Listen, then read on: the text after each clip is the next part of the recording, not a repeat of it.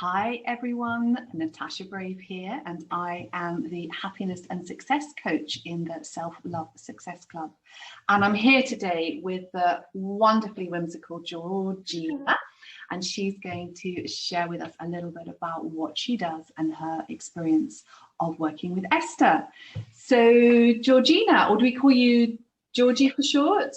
It's weird because I love it when people call me Georgina. That's because my full name, but just in business, everyone calls me Georgie. So I'm either a Georgina or a Georgie. So tell us a little bit about what you do and your business. So I have two kind of strings that I'm like lovingly holding. One is my wellness and spiritual blog called Georgie XOXO. So Georgie because that's how I basically had a handmade hair accessory business for 10 years since university. And I also had this blog that ran aside this. And when the business ended, I decided to, due to poor health, I was really feeling that I wanted to step into my own world. And because people knew me as Georgie, the girl who wears bows, I created this blog, just literally Georgie XOXO, to keep it very whimsical. And it's a place where I post about finding the reverence in life for the enchanted and true moments of whimsicality and wonder. And so that manifests in wanderlust, through travels, through crafts, I document my various health struggles, but I try and document it in a way that how reverence has kind of saved me. So that's that part of my life. And then the second part is I teach music and art history. So that's what I went to university. That's my kind of training in my studies. And so I had this big detour and I've come back to it now. And that's called Painting, Music and Art. And I'm in the process of building a membership and like figuring out what direction that's going to take. But I already do a lot of freelance writing around those subjects.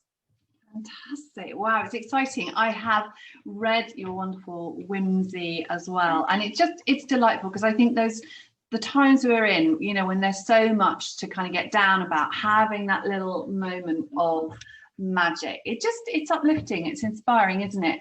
How have you found the last year has been for you and your work? Interestingly, I started early 2020 abroad. So I was living in the UAE with one of my best friends. And that was great because actually kind of like, I'd say like I've had a kind of big 10 years and especially like dealing with health. And I've always found such solace working alone. So for me, 2020 was this kind of almost a bit of a sacred pause because I think I was so used to kind of like worrying about health things that I kind of wanted to become the helper and help people. So I think it actually propelled my mission to help people with the tools that I've gained. So it made me, very driven. It really helped me find and cement my dharma, I think. And so now in just 2021, I'm just think that's my path. So I found the path. So tell me about how you first came across Esther and what it was that made you decide you wanted to work with her. Well, that's really interesting because I was just thinking about this the other day. I think it was so in early 2020 when I was in the UAE, and because I actually started my hair accessory business, and that went for like 10 years from my late teens, and I never knew a single thing of what I was doing. I hadn't a clue. I just popped some things on Etsy, started to Shopify. Everything was just beautifully kind of unfolded very naturally. But I always decided that when I started my new business as I feel like in my womanhood now that I really wanted to actually learn what I'm doing because, I hadn't a clue about pricing. I hadn't a clue about anything. So I was, constantly kind of taken advantage of in the big wide world. And so I actually signed up for B School originally because everyone kept saying, B School is like the one big marketing school of how to do it. But as a kind of very sensitive introvert, I found I got very lost in that big program. It was wonderful, but I did get a bit lost. And funny enough, I found Esther by Googling, I think, kind of sensitive, introverted kind of women business support.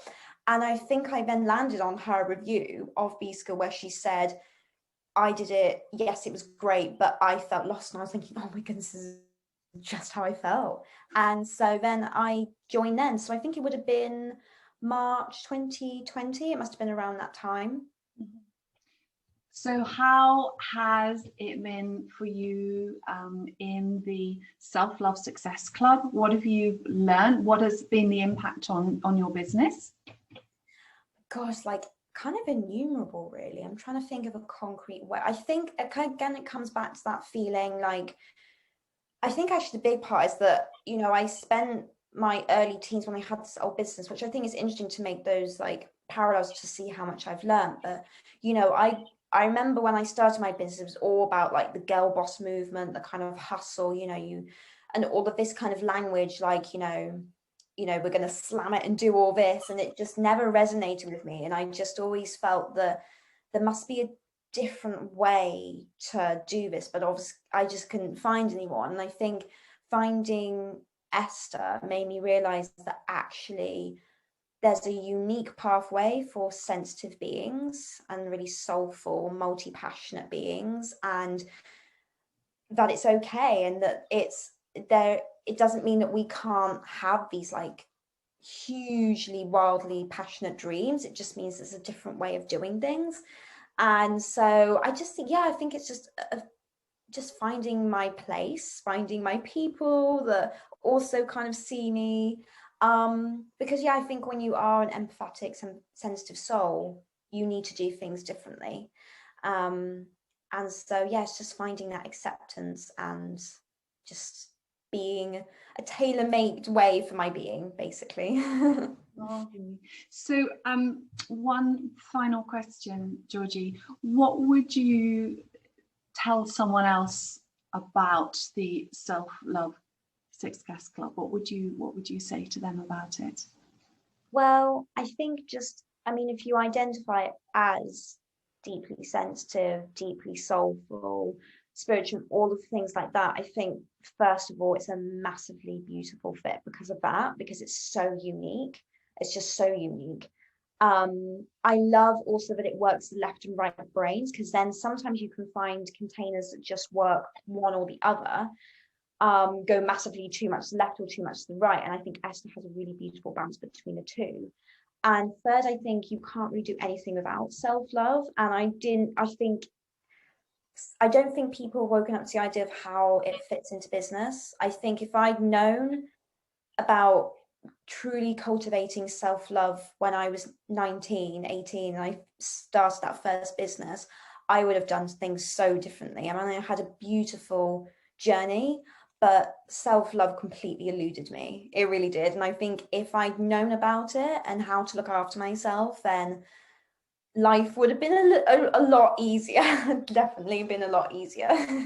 Lovely. Well, thank you so much for sharing, and it's so lovely to have you in the Self-Love Success Club and watch your journey unfolding, your incredible creativity and this wonderful way you have of weaving worlds. It's an absolute delight.